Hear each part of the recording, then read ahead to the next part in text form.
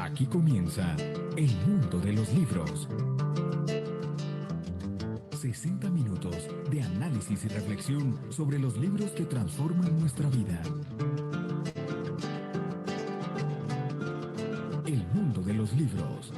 Bienvenidos. Bueno, buenos días a todos, bienvenidos al Mundo de los Libros. Hoy continuaremos con el libro ¿Quién eres tú? De George Warnock. Vamos hoy a mirar el capítulo 3. Es importante anotar que este libro habla de la guerra espiritual. De tal manera que en este capítulo 3 nos empieza a hablar el autor de la batalla es del Señor. La batalla es del Señor y no de nosotros. Entonces habla que para esta lucha encarnizada entre las fuerzas del bien y las fuerzas del mal, debemos comprender el sencillo plan de guerra que Dios ha expuesto en su palabra. Entonces ese plan de guerra implica que la batalla es de Él y no de nosotros, ¿no es cierto, Gladys? Buenos días. Algo tan sencillo, tan obvio y que es lo primero que debemos comprender cuando pensamos en una batalla espiritual, es que la batalla es del Señor, no es de nosotros. Y si es del Señor, Él establece la forma como nosotros seremos victoriosos. Solo Él sabe cómo hacernos comprender en qué consiste la batalla y cómo la vamos a ganar. Y entonces aquí ubica perfectamente que la Iglesia de Jesucristo ha tenido una actitud demasiado tiempo estando solo a la defensiva. Y por estar a la defensiva, pues no utiliza las armas espirituales. La verdad que esto es una situación muy importante. Y aquí vemos situaciones muy tradicionales como la del pueblo de Dios, que a veces dejan de lado esta verdad y por dejarla de lado pues no esgrime las armas espirituales, ¿no es cierto? Fíjate una cosa, viene la batalla del Señor, pero nosotros necesitamos comprender ese sencillo plan de guerra que Dios ya estableció y que está en las Escrituras. Debemos comprenderlo, porque cuando se presentan estas situaciones espirituales, nosotros tenemos que tener claridad, ¿cierto? Porque si cualquier error en la apreciación de un problema, cualquier error de comprensión, ¿qué es lo que ha pasado en el pueblo? Que puede llegar a la frustración y al desconcierto. Entonces la gente dice, ay no, esto es muy complicado. Definitivamente yo me mantengo como guardándome del peligro, no yendo contra el problema. Y ese ha sido el problema que ha tenido la iglesia por muchísimos años, que no ha comprendido cómo es la batalla. Porque lo primero que dice este libro, que me parece a mí muy aclarador, es que Dios ya la ganó, ¿cierto? Entonces, Él prometió que todo esto se va a terminar. Y esto es simplemente la conclusión de esto que ya ganó Dios. Y cuando ya ganó Dios, Él ya le quitó al enemigo las armas y Él solamente obra por engaño, haciendo creer a la gente que todavía las tiene. Y lo vamos a ver en detalle. Pero entonces, comprendiendo que esta es una batalla de Dios y que nosotros ya vamos es por el triunfo definitivo, ¿sí? Para la destrucción de toda esa iniquidad que ahora opera en el pueblo de Dios con tanto engaño. Entonces es cuando hay que tener totalmente claro lo que Dios dice en su palabra y más allá de eso, vivirlo para poder tener fuerzas contra ese enemigo que está engañando al pueblo de Dios. Esto quiere decir que hay dos elementos fundamentales aquí. Por ejemplo, la actitud del ejército. ¿Por qué? Porque el rol del ejército que se aproxima es un rol que es diferente, porque ese ejército va a hacer su batalla decisiva pronto contra las puertas del infierno, con el fin de que la iglesia pueda salir triunfante y victoriosa de esta batalla. De tal manera que se puede decir que la batalla venidera será la conclusión de la decisiva, que ya prácticamente empezó y que se ganó cuando Jesús murió en la cruz. Fue allí, en esa cruz, donde Cristo por la muerte destruyó al que tenía el imperio de la muerte.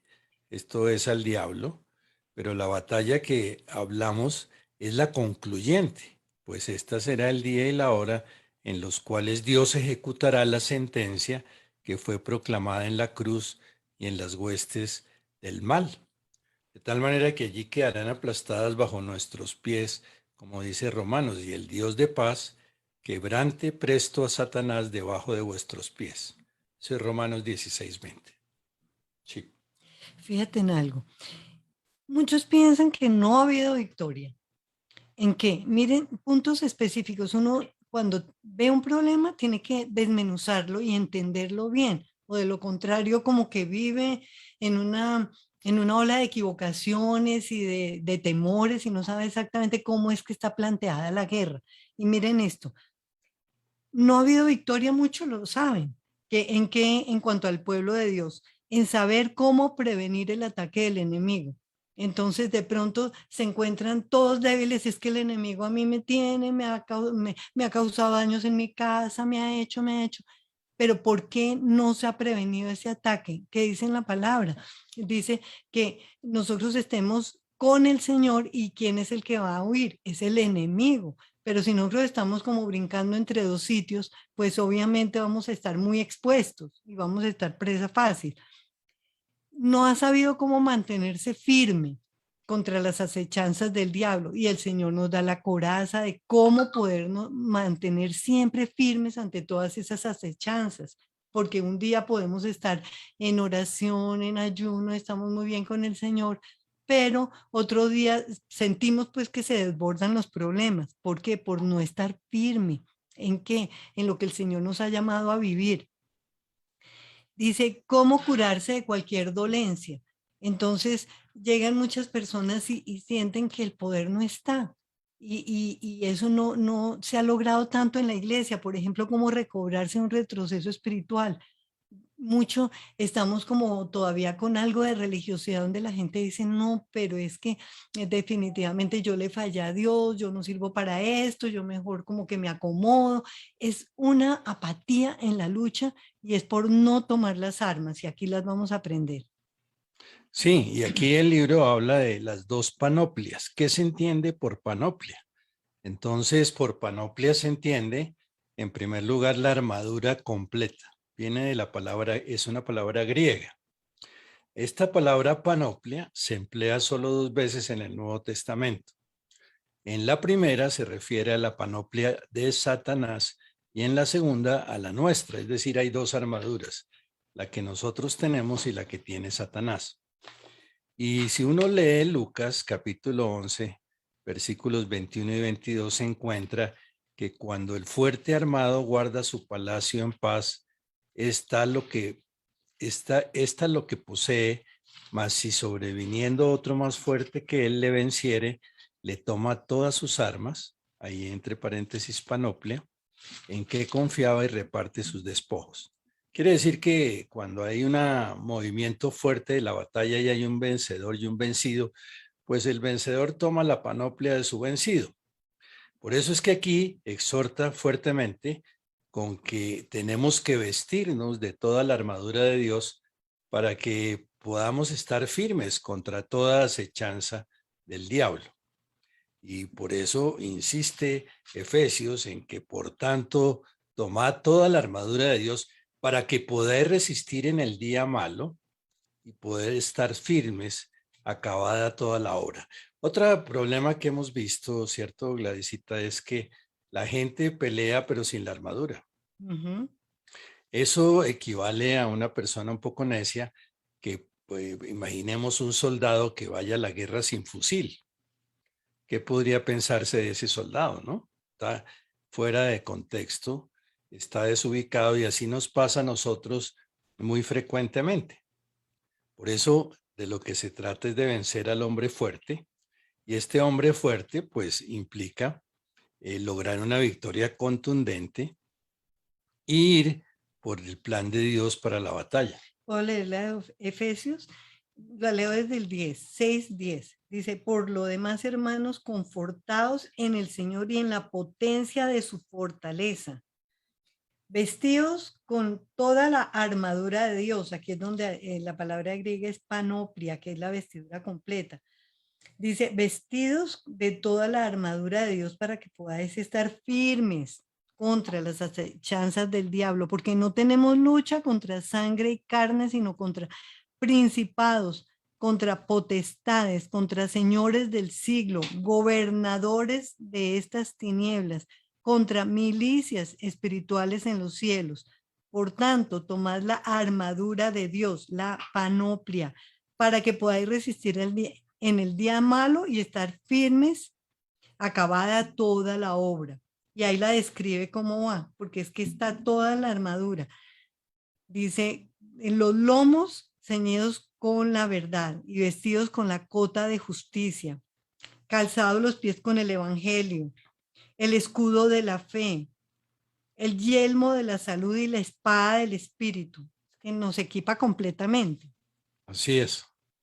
Y esto también nos habla muy claramente que si Cristo triunfó en la cruz, allí en ese momento, debemos concentrarnos en estas grandes verdades, allí en ese momento le fue arrebatado a Satanás no solamente su poder, sino también su habilidad para llevar a cabo sus obras maléficas. Imagínate, se le quitó, recordemos de dónde viene la palabra poder y autoridad. El poder viene de la palabra dunamis y la autoridad exosia, que es, digamos, las dos palabras en las cuales nosotros debemos concentrarnos. Él nos da el poder, Él nos da la autoridad. ¿De qué? De atar, de reprender, de lanzar fuera demonios, de sanar enfermos. Muchas veces esto lo hemos minimizado demasiado porque pensamos que eso era para el Antiguo Testamento o para la iglesia primitiva. Entonces, una pregunta fuerte aquí es ¿cómo puede Satanás continuar hostigando y atormentando al mundo y al pueblo de Dios? ¿Qué responderíamos? Sí. Bueno, primero por el engaño, porque él ya fue derrotado en la cruz. Sin embargo, anda hostigando y atormentando al pueblo de Dios, haciendo más densas las tinieblas que hay en el mundo para destruirlo. ¿Por qué? Porque crea situaciones de terror, de tormento, de incredulidad, de división, de contienda, de odio, de malicia. Y él cree que con todo esto ha sido efectivo y que el mundo ha caído totalmente en sus garras. ¿Desde dónde? Y eso es lo que hemos estado estudiando, desde los planos religiosos, cómo se considera y se ha creado como el Dios de este mundo, y desde el político, considerado como el príncipe del aire. El mundo ahora lo ha aceptado de esa manera.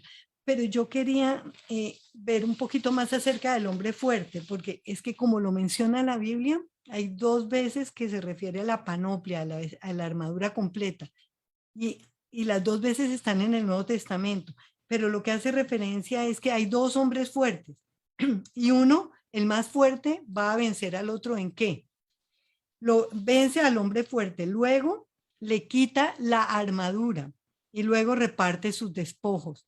Y es que Dios, cuando habló de una guerra y que va a mandar a sus hijos a esa guerra, él lo primero que pide es que estemos en él.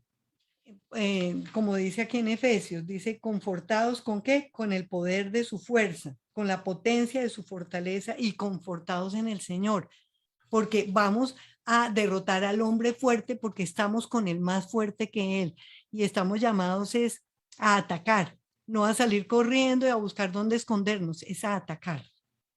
Pero no hay que desconocer cuáles son las armas a las cuales echa mano el enemigo y son crear temor, crear odio, tratar de que nos desesperemos. En esta época de pandemia se ha agudizado ese tormento y esa intranquilidad y ese estrés, y eso hace que las personas empiecen a enfermar. De tal manera que a través de crear esas disputas entre hermanos, es otra de las armas del enemigo. Entonces uno se preocupa porque hay que competir con nuestras armas contra esas armas. Pero muchas veces nos dedicamos a contemplar las armas del enemigo y no hemos pensado en el poder de las magníficas armas que nos dio el Señor. Entonces, esto es muy importante que lo tengamos en cuenta. Digamos que nosotros tratamos de combatirlo con la misma clase de armas que él emplea. Y él ni siquiera con esas armas se impresiona. ¿Qué le importan a él esos pequeños espectáculos, por ejemplo, o entretenimientos, o esas representaciones del evangelio? Apenas lo divierten un poco y se siente en medio de la concurrencia para aplaudir esas actuaciones. Entonces, ¿qué es lo que tenemos que hacer? Pues en primer lugar, descubrir el camino de la cruz. No olvidemos que el camino de la cruz es el que nos da ese poder. Tenemos que aprender que un hombre puede dar caza a 1.000.000 y que 2 hombres pueden poner en fuga 10.000. ¿Qué hay que hacer? Pues sencillamente andar por los caminos del Señor. Pero esto requiere primero fe y segundo aprendizaje. Para esto tenemos que tener en cuenta y saber con claridad cuál es el antídoto contra el mal. ¿Cuál es el antídoto contra el mal? La palabra y estar en el Señor, porque es Dios quien gana esas batallas. La palabra, la armadura de Dios, y tenemos que entender que teniendo la armadura completa estamos protegidos y teniendo la espada de la palabra podemos ejercer acciones de ataque, no solo de defensa. Recordemos que hemos visto acá que durante mucho tiempo la iglesia se dedicó fue a defenderse y no atacando. Ahora tú mencionabas que el enemigo no se va a temer pues de todas las acciones que los hombres hagan como pueblo de Dios, como por enseñar con las mismas armas que el enemigo trabaja, como, ay, ahora venga aquí, nosotros las vamos a utilizar. Se ha visto mucho que, por ejemplo, el enemigo hace que la gente se agrade con la música. Entonces le vamos a poner un poquito de rock a esto para que agradados después oigan la palabra, o los vamos a entretener así, así. Y lo que hemos visto últimamente es que hay 2 formas de ver el evangelio. Uno, como Dios lo ve, que es unidos a él, a la cabeza, en comunión íntima con él. La iglesia dependiendo totalmente de su cabeza y Dios como cabeza diciendo cómo actuar, cómo vivir. Ya no lo dejó en la escritura, pero con la intimidad con Dios, su espíritu nos guía a toda la verdad. Y la otra forma que ha habido la iglesia muchas veces, y es la iglesia casi de la Odisea de los últimos tiempos, es una iglesia horizontal, donde el diablo está feliz de ver cómo se trabaja en obras sociales, en amistades, en venga, nos distraemos con esto, ahora hagamos unas representaciones hasta chistosas de partes de la Biblia, todo horizontal. Entonces es donde hablábamos en otros programas de cómo el ecumenismo y todas estas cosas tratan de manejar al pueblo distraído y la cabeza aparte. Y esa es una forma de hacer creer que hay una iglesia y realmente lo que es como algo social, algo que no está tocando el ámbito directamente de Dios. Y sin él nada podemos hacer. Así es, y entonces no olvidar cuáles son los aspectos que nos garantizan el triunfo. Entonces ya dijimos, primero, establecer una parte activa de ataque. Segundo, utilizar las armas que el Señor nos ha dado, que son armas netamente espirituales. Pero la tercera, que no se nos olvide, es que el triunfo de la cruz implica que arrebatemos los despojos de las manos del enemigo. ¿Qué son los despojos? Pues los despojos son nada menos que los cuerpos y las almas y los espíritus de los hombres. Los bienes de Satanás están en paz, mientras él pudo mantener su dominio sobre los corazones de los hombres, pues él sabe que su reino estará seguro mientras el pueblo de Dios mezcle la religión con el entretenimiento.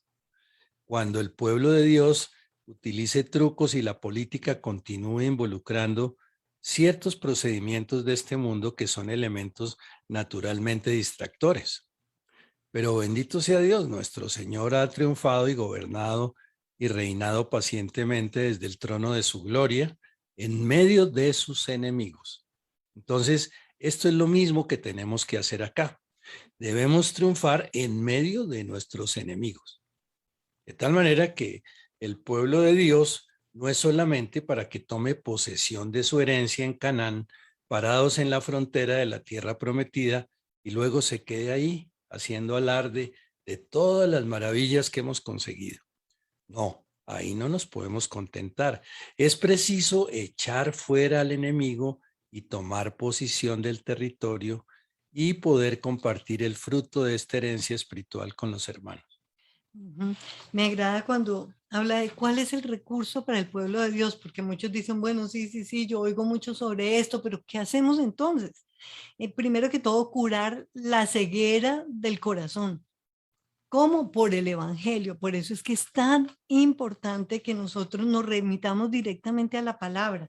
Y yo he descubierto que hay formas de saber de la palabra. De pronto que alguien me la lea, de pronto alguien haga un estudio sobre unos versículos, de pronto sí me acerco a la palabra, pero no hay nada más enriquecedor que uno mismo coger la palabra, leerla, meditarla, comerla, estar ahí sobre ella aprendiéndole y, y eso hace un efecto totalmente diferente porque Dios tiene el tiempo de hablarle al corazón de uno y quitarle esa ceguera que uno tiene.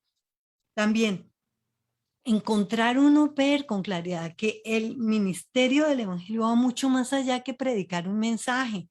No se trata solamente de decir, miren todas estas verdades nomás, sino que a uno lo compromete con penetrar en ese mundo de las tinieblas, en decir, sí, yo sé que esta es la verdad, pero yo tengo que hacer algo sobre eso. Yo sé que hemos vivido en pecado y que ya prácticamente todo el mundo vive una vida lejos del Señor, pero yo tengo que hacer algo más allá de eso. Yo tengo que orar, yo tengo que esforzarme por saber que aunque el diablo sienta que ha agarrado muchos de los hijos de uno, que tiene de verdad cogidas a muchas personas, uno dice, no, un momentico, yo voy por ellas, yo voy a ayunar, yo voy a pagar el precio para que muchas personas salgan de ahí, yo voy a, entre más trabajemos nosotros por nosotros mismos, en el sentido de vivir en santidad, en limpieza con el Señor, pues el Señor más nos va a utilizar para esas guerras. Y no solamente hablarle a los hombres, sí, es que hay un problema, es que la iglesia se ha apartado, la iglesia está temerosa, está fría, está en una relación horizontal con los hermanos y no directo con Dios, todo eso, sino que hacer algo para producir la sanidad de esa iglesia. No solamente seguir uno contemplando el problema, sino ya de verdad ver cómo el Señor nos puede usar. Y eso no somos nosotros los que vamos a ver cómo arreglamos el asunto. El principio de este mensaje acá del capítulo es la batalla es de Dios y es lo que tenemos que reconocer. Y aquí nos exhorta a mirar a Caleb. Recordemos que Caleb exhortaba al pueblo y le decía, no temáis al enemigo, si Dios se agrada en nosotros, Él nos hará entrar allí. Ellos serán nuestro pan y nuestra mantequilla. Entonces, sencillamente, ¿qué es lo que debemos buscar? Pues el agrado de Dios. Es algo sencillo, pero de lo sencillo se nos pasa por alto, ¿no, Gladysita? Sí. Entonces, ¿qué hay que hacer? Pues pedirle a Dios que nos siga dando la sabiduría necesaria para que podamos vivir en obediencia, en amor, en verdad y sobre todo en mansedumbre. ¿Por qué crees que se enfatiza aquí la mansedumbre? ¿Por qué crees?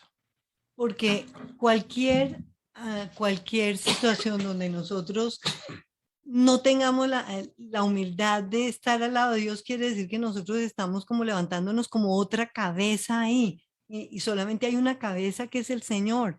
Entonces, en ese sentido me imagino que habla de mansedumbre, ¿es la que tú preguntas? Sí, señora, y sobre todo que la mansedumbre es, acuérdate que son de los atributos que necesitamos desarrollar para ganar la guerra. Ujú. En egoísmo, en altivez, en orgullo, ¿qué es lo que viene? Viene la caída del hombre, pero cuando estamos en mansedumbre y en la sintonía de Dios, la victoria está asegurada. ¿Por qué? Porque Dios se va a agradar de nuestra actitud. Y esto es muy importante lo que tú dices, porque hace muchos años yo llegué a ver inclusive iglesias con orgullo, hágame el favor, es que es como dos cosas antagónicas, ¿no? Y pastores con orgullo. En alguna ocasión tuvimos que buscar pastores para convocar alguna situación particular y fue muy complicado hablar con ellos porque eran tan importantes que no teníamos acceso y, y de alguna manera podíamos hablar con sus subalternos, pero no encontramos respuesta tampoco, nunca pues, se molestaron en contestarnos.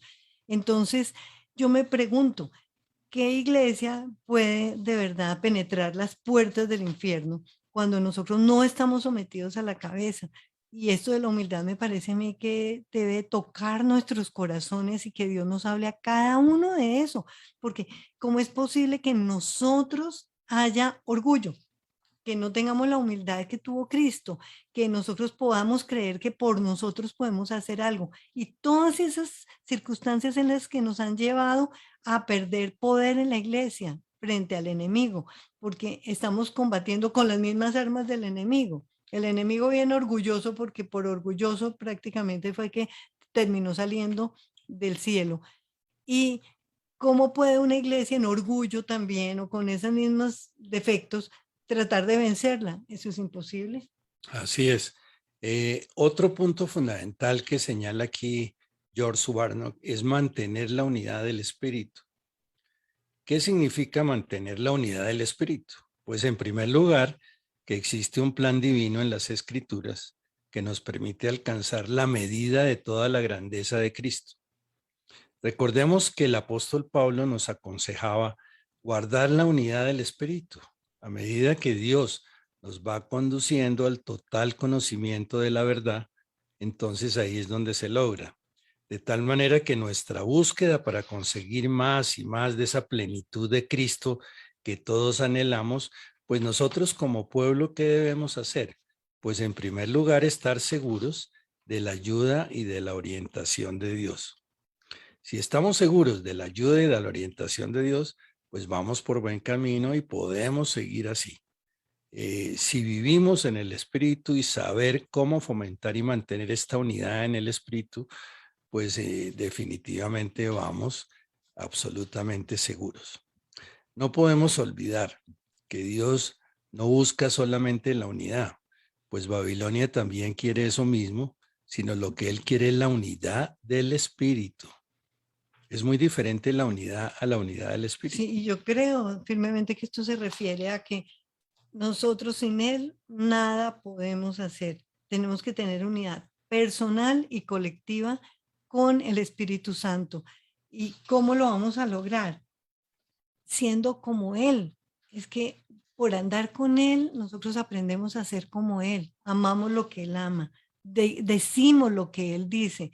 Entonces, si eso es así, ¿cómo una persona puede tener una palabra áspera contra un hermano?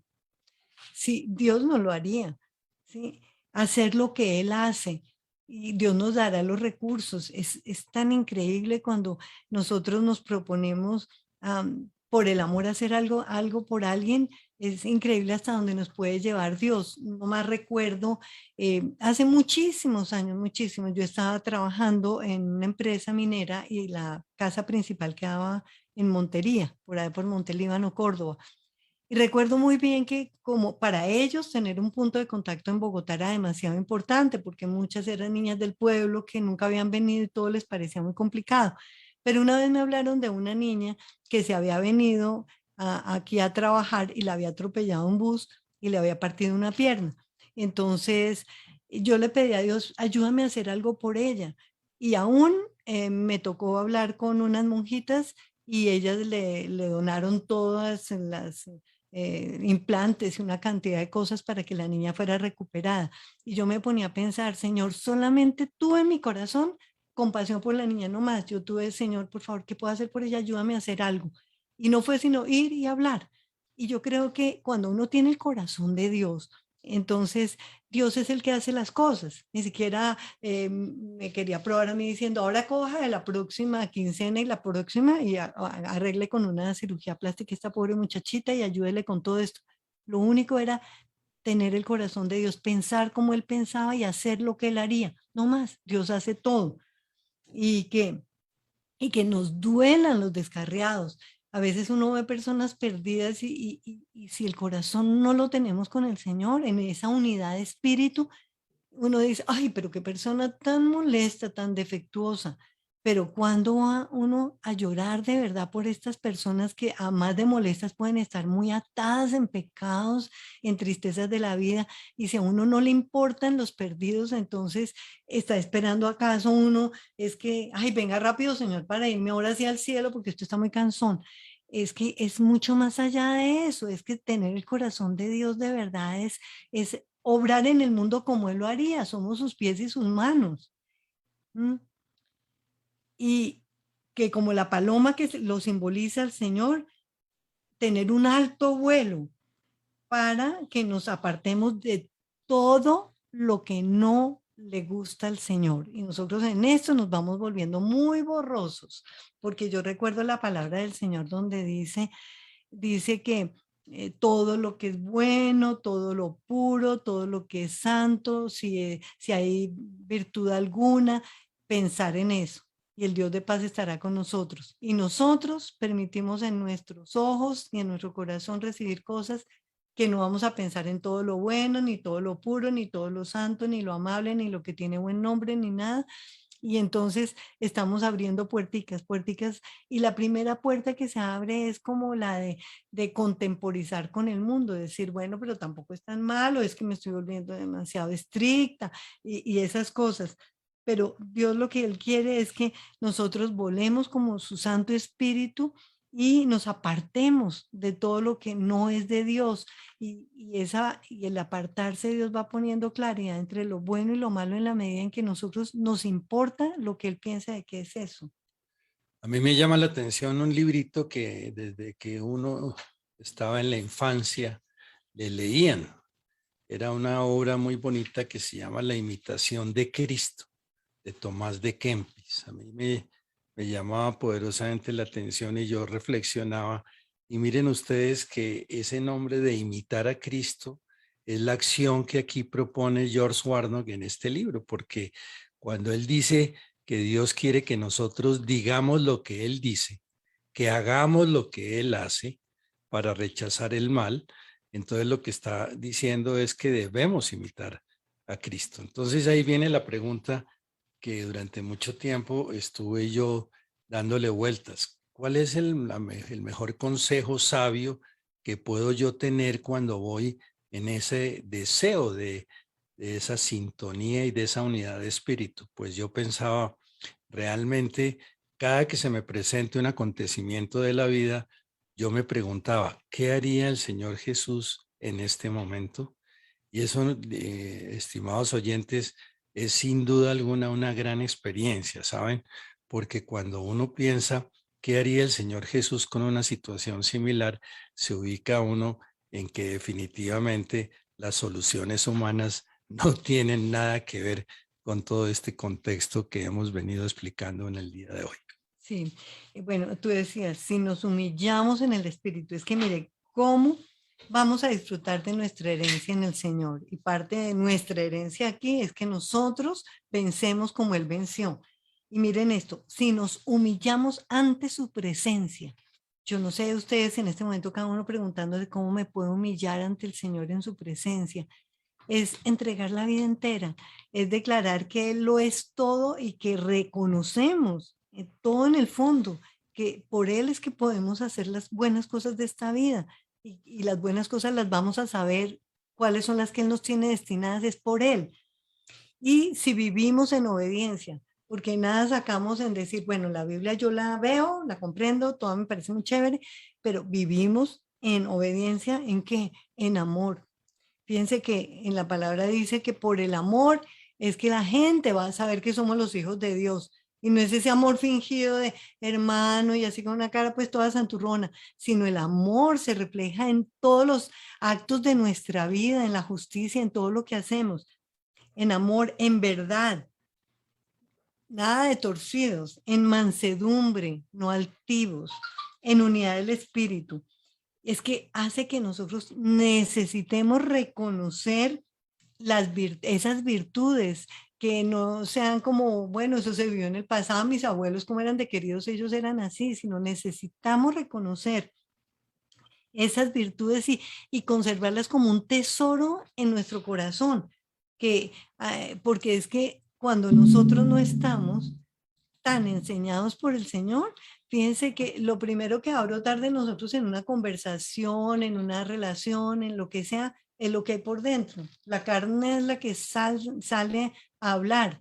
Y por eso es que nosotros tenemos que, por eso es tan necesario el secreto del Señor, estar en el secreto con Él, coger esa palabra, meditarla. Y cuando uno mira, por ejemplo, si uno está mirando en la palabra amor, verdad, mansedumbre, unidad con el Espíritu, si yo miro estas cualidades que el Señor quiere que existan en mi vida, y si yo estoy en el secreto del no que alguien me las esté contando, yo voy a preguntarme, ¿de verdad yo vivo en amor? ¿Siento amor por la gente o me cae pero gordísima? Si yo vivo en la verdad de la palabra o si yo veo la posibilidad de robarme alguito, lo hago, o unas vuelticas, o algún engaño, lo que sea. Yo de verdad tengo mansedumbre o sencillamente me callo un ratico para no ofender, pero por dentro siento una molestia cuando alguien toca mi ego ni el terrible. Todas esas cosas las puedo yo meditar cuando estoy en la palabra del Señor, ahí en el secreto de Él. Y Dios nos ha dado hasta tiempito, ahora con la pandemia como que nos ha quitado tanta vanidad de salir corriendo a comprar lo que no necesitábamos y hacer bobadas por la calle, nos ha estado encerrando un poquito más y eso nos debe servir también para poder uno recapacitar si toda esa palabra es verdad en mí. Entonces, si nos humillamos ante Él, reconociéndolo a Él, Dios y Señor de nuestra vida, y si vivimos en obediencia, cultivando estas cualidades, entonces, ¿qué es lo que va a pasar con nosotros? Nosotros vamos a poder ser ese ejército que Dios está necesitando para este último tiempo. Entonces, estimados oyentes, vale la pena recordar cuál es la doctrina que hemos podido ir asimilando con todos estos libros y todas estas enseñanzas. En primer lugar, pues tener claro que Satanás existe. Porque uno de los peores errores es como muchas veces, incluso papas han dicho que no, que el diablo es un cuento, que eso es como el diablito del escudo de la América, que eso, entonces tenemos que entender que está el enemigo que existe. Incluso la existencia de Satanás es enseñada en 7 libros del Antiguo Testamento y por cada uno de los escritos del Nuevo Testamento. Otro elemento fundamental para entender que esto es verdad, porque hay gente que, por ejemplo, mira que yo le he compartido a gente de esto y dice, no me hable de eso que me asusto. Y entonces ahí muere cualquier entendido de cuál es el planteamiento de la guerra. La enseñanza de Cristo nos muestra cómo Él reconoció y enseñó la existencia de Satanás. Eso lo hizo a través del Evangelio de Mateo y el Evangelio de Lucas. También nos enseñó cuáles son la personalidad que tiene Satanás. Satanás posee intelecto, posee emociones, posee voluntad, es tratado como una persona, se usan con él pronombres personales, entonces esos son los atributos de su personalidad.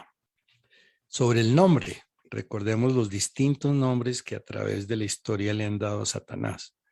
Le han llamado Satanás, que significa adversario. Se le llama diablo, que significa calumniador. Se le denomina también Lucifer, que tiene su connotación en el latín, que es el que lleva la luz, el hijo de la mañana. Hay otros títulos como el maligno, el tentador, el príncipe de este mundo, el dios de este siglo, el príncipe de la potestad del aire, etc. Entonces, esos son formas de designarlo, de conocerlo. Otro elemento que es importante anotar aquí es el carácter. Primero que todo, recordemos de dónde viene Satanás. Es un ángel caído, era Lucifer, un ángel hermoso que se rebeló, el lucero hijo de la mañana. De tal manera que es un ser espiritual. Él es del orden de los ángeles llamados querubines. Era el más elevado de las criaturas angélicas y tiene una cantidad de rasgos personales que nosotros no debemos olvidar. En primer lugar, es un homicida. Homicida es que mata todo lo que sea vida. Es un mentiroso. Es un pecador fijado ya en el pecado como su punto de partida y punto de llegada. Es un acusador, es un adversario. Pero miren que con estos atributos que tiene, pues también tiene sus limitaciones, como toda criatura. Entonces, al ser criatura y por tanto no es omnisciente ni infinito, entonces de ahí viene la posibilidad que nosotros tenemos de resistirlo. Y por eso, fíjate que como en el caso que vimos en Job, Dios le pone limitaciones a su rango de acción. Esto es importante para que nosotros entendamos con quién estamos guerreando. Digamos que los privilegios de Satanás, si es que tiene algo, pues podemos decir que dice que sobre las estrellas de Dios levantaré mi trono, habla que en el monte de la asamblea me sentaré. O sea, Dios le permite ciertas acciones, pero esas acciones, como les acabo de decir, están limitadas. Por otro lado, Satanás es un individuo y una persona con atributos que va a ser arrojado de su posición original en los cielos, va a ser juzgado, va a ser arrojado en la mitad del periodo de la tribulación y va a ser confinado en el abismo y al comienzo del milenio. Entonces, ese es el futuro que le espera. ¿Para qué nos sirve todo esto, Gladysita? ¿Para qué crees? Para que no nos tome por sorpresa, pero también nosotros sabemos muy bien que a él no lo vamos a derrotar, ni él va a temer con estrategias humanas. Porque como vemos, es una criatura que se rebeló, que tenía un poder, fue derrotado en la cruz, vive por engaño, haciéndole creer a todo el mundo de su gran poder, pero ya está derrotado. Y lo que Dios quiere es que su iglesia se levante en victoria para concluir la victoria que él ya comenzó, que él ya dio. Entonces, fíjense que si no lo vamos a derrotar con armas, estrategias humanas, él lo único que le teme de verdad es un pueblo que aprende a transitar en el camino de la cruz, porque ahí es donde reside nuestro poder. Como humanos, nosotros no vamos a vencer a Satanás, ni porque yo leía muchos libros anteriormente, hace muchos años, sobre la guerra espiritual, y yo sentía en ese momento que todos eran como externos a mí, como que hay ciertas palabras que hay que decir, como que todo era como externo a mí. Pero realmente el poder no viene de una palabra que en el nombre de Jesús usted salga afuera ni nada de eso. Él viene directamente porque él se obedece, la palabra es de Dios. O sea, si uno aprende a transitar en el camino de la cruz, uno está en el poder de Cristo y la palabra no va a ser mía, sino de Él. Entonces, para eso, fíjese que, ¿por qué ha fallado la iglesia? La iglesia, entre otras cosas, ha fallado porque olvidó algo muy importante, los atributos que contienen la luz. Por ejemplo, si yo estoy en la luz, Satanás no llega allá, ¿sí? Los atributos de la verdad, del amor, de la obediencia, que son los únicos que en realidad van a derrotar a Satanás, porque todos estos atributos es porque yo camino el camino de la cruz, porque yo muero a mí misma para poder amar a personas que realmente dicen, uy, pero ¿cómo pueden ser soportadas? Porque yo camino en la verdad si eso me cueste la vida, porque yo camino en obediencia al Señor, pase lo que pase, y no estoy poniendo como límites. Ah, bueno, Señor, yo, pues si tú me das un buen matrimonio y un poquito de plata para vivir, pues yo aquí te estoy bendiciendo y alabando, pero si la cosa es tan difícil, la verdad es que empiezan a dudar, a decir palabras desobligantes contra el Señor, realmente a confirmar que no hay fe, porque la fe no es de lo que yo veo, sino de lo que no veo. Fe es creerle a Dios que si Él prometió que no me dejará ni me desamparará, por más de que la cosa se vea terrible, yo estoy segura de que no me voy a acostar sin comer, ni los que yo tanto amo los voy a ver acostados sin comer, sino que todo lo que Él ha prometido es verdad, que Él prometió que nosotros vamos a vencer al enemigo y lo vencemos es en Él, y eso es verdad. Entonces no vamos a buscar uno donde refugiarse sin esconderse, pues de que Satanás, mire cómo lo describen, que tiene muchas miles formas de nombres, de engaños, que tiene una capacidad de maldad gigantesca, que en este momento pareciera que el mundo lo obedece y que los tiene confundidos a demasiados. Todas esas cosas pueden hacerse ver como un mentiroso inflado, pero que la realidad de todo es que Cristo lo venció en la cruz, y por eso es tan importante el tema de la cruz, que no fue solamente que Cristo fue allá en su sacrificio único de dar la vida por todos los que ni siquiera lo querían, por los que lo queremos pero que pecábamos, por todos dio la vida, pero que él ya con esto lo venció. Definitivamente le quitó las llaves, le quitó exocia, que decíamos autoridad, y dunamis. Dunamis es poder. Le quitó dunamis, el todo poder lo quitó en la cruz, lo venció. Exocia, le quitó toda su autoridad para engañar al mundo y le quitó también su vestidura, ¿cómo es que aprendimos hoy? ¿Qué se llama? Bueno, hay una cosa importante mientras te acuerdas ahí. Su armadura. La armadura de Dios. Sí. Los demonios en su actividad lo que buscan es tratar de frustrar el plan de Dios. Por eso es que ejecutan sus órdenes. Hay una serie de demonios que pueden ser usados incluso por Dios en el cumplimiento de los designios de su providencia. Lo vimos sorprendentemente cuando estudiamos Job, cómo Dios permite que muchas veces seamos tocados para probar que nuestros corazones. Los demonios naturalmente se oponen al crecimiento espiritual de los hijos de Dios. Por eso es que uno, cuando quiere hacer una obra de profundización en el conocimiento de Dios, empiezan a salirle impedimentos, trabajos, ocupaciones. Cuando yo quiero estudiar la palabra completamente aislado, es donde más ruido me hacen, donde más diligencias me piden, etcétera, etcétera. Esas son las estrategias para desconcentrarnos que utiliza los demonios. De tal manera que el demonio va a estar en constante evitar que tú, querido hermano, el crecimiento espiritual se vaya dando. Ellos también se encargan de diseminar falsas doctrinas. De tal manera que por eso es que salen tantos y tantas cosas por internet, por las redes sociales, que uno dice, esto no es verdad, esto va en contra de la Biblia. Esto es las características de la apostasía actual.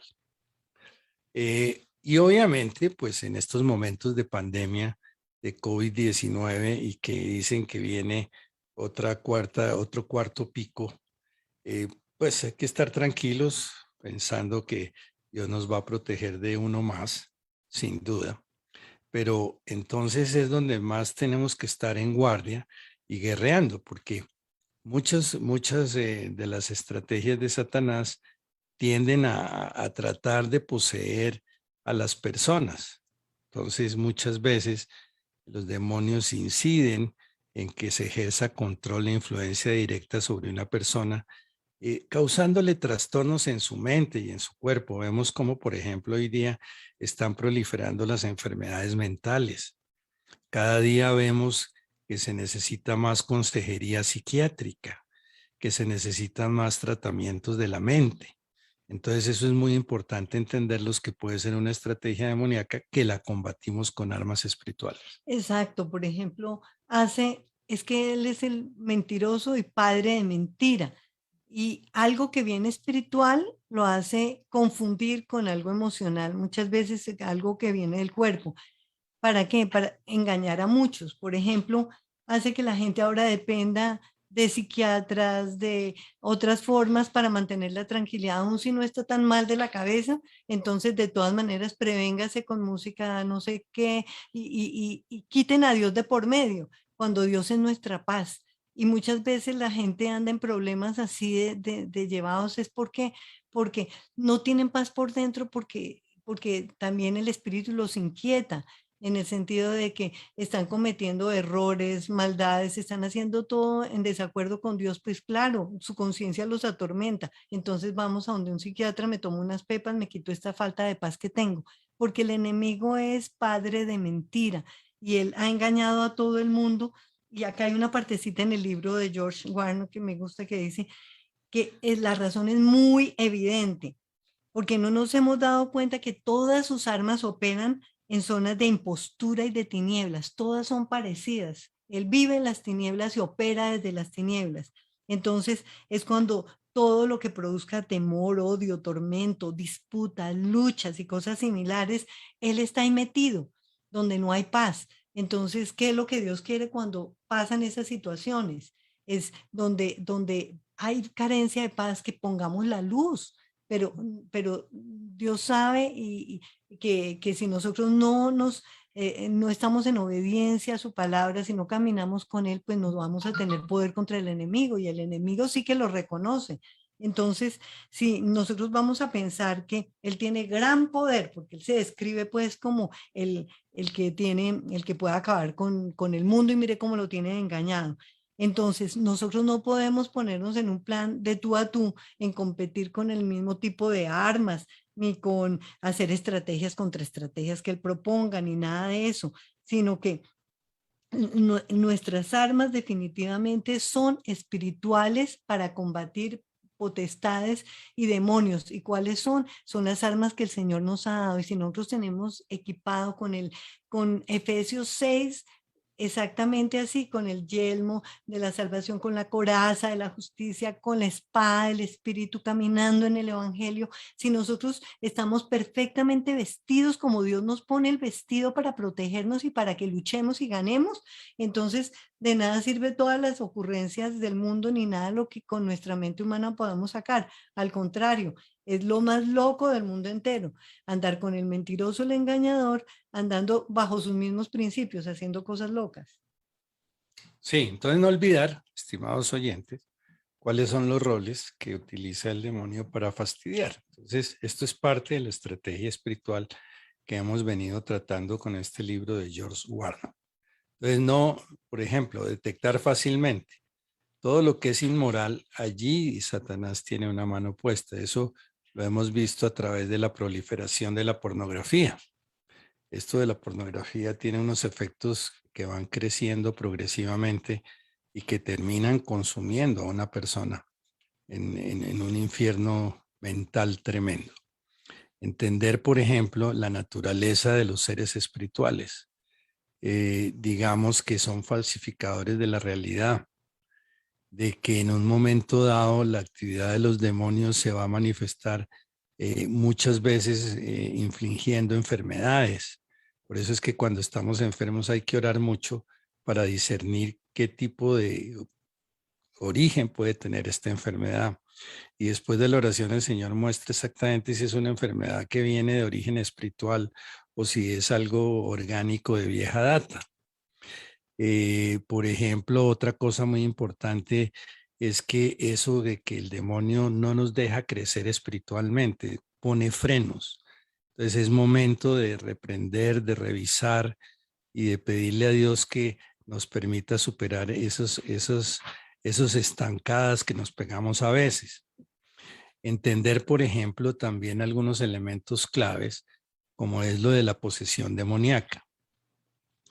La posesión demoníaca significa que un demonio reside en una persona y sobre ella ejerce control e influencia directa sobre esa persona. Le causa trastornos en su mente y en su cuerpo, pero tenemos que tener muy claro que esto le sucede a los inconversos con mayor frecuencia. ¿Por qué? Porque cuando usted es del pueblo de Dios, usted conoce la palabra, pues sencillamente el demonio se irá de usted cuando usted pueda también ejercer armas espirituales. Ese es otro punto de vista, estar listos. Cuando usted tiene el Espíritu Santo morando dentro de usted, el Espíritu Santo le dice qué es lo que tiene que hacer, qué oración es la que tiene que hacer, aplicar las armas espirituales que hemos dicho, que es la palabra, la sangre de Cristo. Todo esto que en el nombre de Jesús son las armas con las cuales nosotros perfectamente podemos neutralizar esos ataques. A veces enfermedades físicas, entonces como les decía, eso sucedió desde, como nos dice Mateo 9:32, enfermedades físicas que obedecían a eso, trastornos mentales, pero entonces, como les digo, lo primero es estar muy unidos al Señor en oración y pedirle al Espíritu Santo que nos dé discernimiento. ¿Qué ibas a decir? Es que quisiera volver a leer Efesios 6, alcanzar a leerlo, porque es que ahí lo dice todo, y esa es la forma en que Dios nos equipa, y esa es la forma en que Dios nos quiere ver vestidos.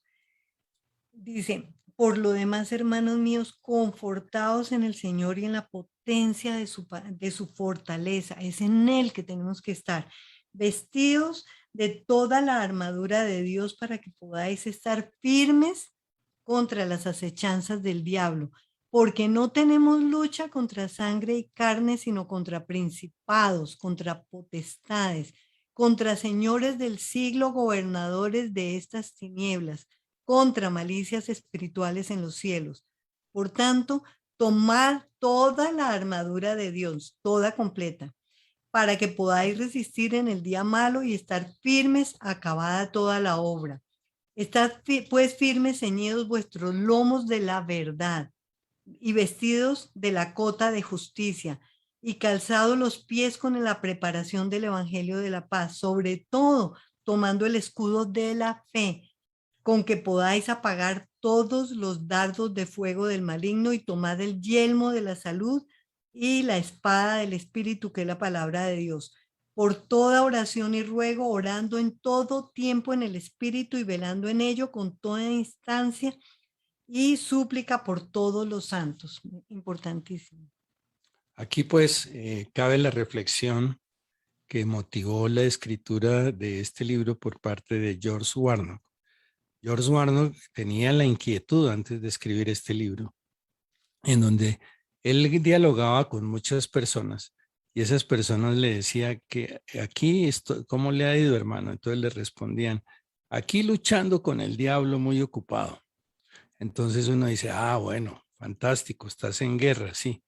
Pero entonces dice Warnock que lo que la gente no sabía es que lo primero que yo debo saber antes de empezar la guerra es quién soy yo para el Señor. Ponernos en esa pregunta. ¿Por qué? Porque eso es lo que nos permite comprender la razón por la cual muchas veces no conseguimos nada aquí abajo. Y la razón por la cual no conseguimos nada abajo es porque usted es un desconocido allá arriba, en las filas celestiales. Por eso es que si queremos conseguir la victoria, esa victoria tan anhelada sobre estos furiosos ataques del enemigo aquí en la tierra, entonces eso lo lograremos cuando seamos conocidos en los cielos y reconocidos ante el trono de Dios. De tal manera que los invitamos a reflexionar sobre estos puntos de hoy y los invitamos a nuevas ediciones de este programa El Mundo de los Libros, que pretenden pues poner un granito de arena en el conocimiento de la doctrina del Señor y de los armas espirituales que nos ha dado y las cuales muchas veces por ignorancia no las sabemos utilizar. Les damos gracias a Fernando Alarcón, Sandra Cadena por ponernos al aire y a ustedes por su sintonía. Los invitamos a una nueva edición de su programa Mundo de los Libros, que está saliendo los días martes y viernes. Por hoy, muchas gracias y que Dios los bendiga. Fueron 60 minutos de análisis y reflexión sobre los libros que transforman nuestra vida. El Mundo de los Libros. Hasta una próxima emisión.